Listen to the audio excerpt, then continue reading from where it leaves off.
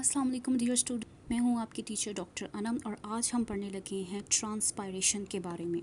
Transpiration word में word trans का मतलब है अक्रॉस, जिसका मतलब है एक किनारे से दूसरे किनारे तक जाना। पायरेशन वर्ड का मतलब है टू ब्रीथ, जिसका मतलब है सांस लेना। और TION इसका मतलब है द एक्ट ऑफ, या किसी चीज़ के ऊपर अमल करना। अगर इन तीनों वर्ड्स को मिलाया जाए तो इसका मतलब बनता है the act of breathing across, यानी कि सांस लेने का अमल जो एक जगह से दूसरी जगह जारी है। अगर हम इसको प्लांट्स के साथ या पौधों के साथ मिलाएं तो इसका मतलब है vapour emissions from plant leaves. पौधों के पत्तों में से जो वेपर्स खारिज होते हैं उसको एक्चुअली ट्रांसपायरेशन कहा जाता है। ये बिल्कुल इसी तरह है जब आप सर्दियों में सांस बाहर निकालते हैं तो आप खुद देख सकते हैं कि किस तरह से सारी गैसेस जो आपने अपने मुंह से बाहर निकाली हैं वो हवा में आपको नज़र आती हैं। एक्चुअली में ये सारे वेपर्स होते हैं, वो सारे वेपर्स सांस बाहर निकालने के दौरान जो है वो हवा में खारिज करते हैं। बिल्कुल इसी तरह से प्लांट्स भी जो हैं वो हवा में पानी के बुखारात को खारिज करते हैं या वाटर वेपर्स को खारिज करते हैं। जैसे कि आप यहाँ पर देख सकते हैं कि ये प्लास्टिक बैग जो है इसके ऊपर सारे पानी के बुखारात मौजूद हैं और ये सारे बुखारात ट्रांसपायरेशन की वजह से हैं। ट्रांसपायरेशन पानी के बुखारात का पौधे के ऊपर वाले हिस्सों में से इखराज वो कहलाता है। अब ये पानी के जो बुखारात हैं वो इवेपोरेशन के थ्रू जो हैं या इवेपोरेशन के प्रोसेस के थ्रू हवा में खारिज होते हैं। इवेपोरेशन का मतलब है कि पानी का बुखारात में तब्दील होकर हवा में दाखिल हो जाना।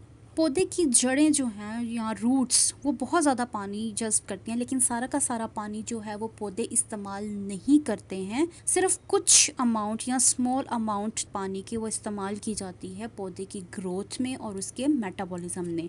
और तकरीबन 90% या 90% वाटर वो ट्रांसपायरेशन के ज़रिए हवा में खारिज कर दिया जाता है। पौधे के वो हिस्से जो ट्रांसपायरेशन के अमल में शामिल हैं उनमें सबसे पहले आ जाता है लीफ या पत्ते।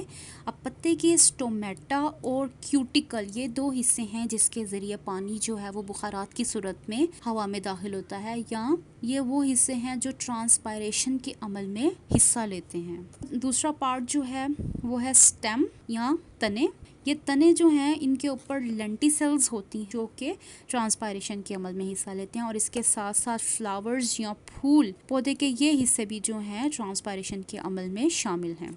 अब ट्रांसपायरेशन किस तरह से अमल कर रहा होता है कि जब पत्ते पानी को ट्रांसपायरेशन के ज़रिए हवा में शामिल कर देते हैं, यानी कि पानी जो है वाटर वेपर्स की सूरत में या बुखारात की सूरत में हवा में शामिल हो गया, इसका मतलब है कि पत्ते के जो मीज़ोफिल सेल्स हैं उनके अंदर पानी की कमी हो गई।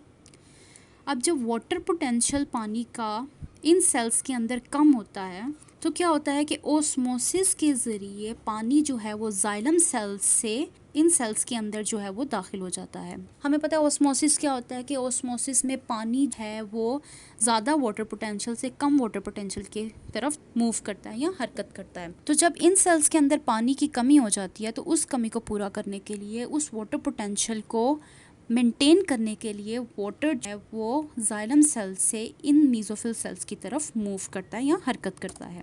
जैसे जैसे पानी जाइलम सेल्स में से मीज़ोफिल सेल्स में चला गया तो इसका मतलब है कि यहाँ पर वाटर पोटेंशियल कम हो गया। अब इस कम वाटर पोटेंशियल को ओवरकम करने के लिए या मेंटेन करने के लिए पानी दूसरे सेल्स में से इस सेल की तरफ मूव करता है, और अब इस सेल के अंदर पानी का पोटेंशियल जो है वो कम हो गया। इसको ओवरकम करने के लिए साथ वाले सेल्स के अंदर से वाटर जो है यहाँ पर मूव करता है। इस तरह से एक मॉलिक्यूल जैसे ही मूव करता है ऊपर की तरफ, नीचे से दूसरा मॉलिक्यूल जो है उसकी जगह लेने के लिए ऊपर आ जाता है। ठीक है, पानी की ये मूवमेंट नीचे से ऊपर की तरफ एक पुल की तरह होती है या एक खिंचाव की तरह होती है, जिसकी वजह से पानी रूट हेयर से कॉर्टेक्स, फिर पेरिसाइकल और उसके बाद जाइलम के अंदर एंटर करता है, और जाइलम से फिर ऊपर वाले हिस्सों के अंदर जो है वो मूव करता है या हरकत करता है। अब पानी की इस हरकत की वजह से या इस मूवमेंट की वजह से जो एक खिंचाव पैदा होता है उस खिंचाव को हम कहते हैं ट्रांसपायरेशन पुल। ये खिंचाव बिल्कुल उसी तरह है कि जिस तरह से आप अपने फाउंटेन पेन के अंदर इंक को भरते हैं। आपके पेन का ये हिस्सा बिल्कुल खाली है लेकिन ये वाले हिस्से में इंक बहुत ज़्यादा है, तो आप क्या करते हैं, ऊपर जैसे जैसे इस नोज़ल को ऊपर की तरफ खींचते हैं तो एक सक्शन फोर्स या एक खिंचाव पैदा होता है, जो खिंचाव इस इंक को ऊपर की तरफ मूव करता है।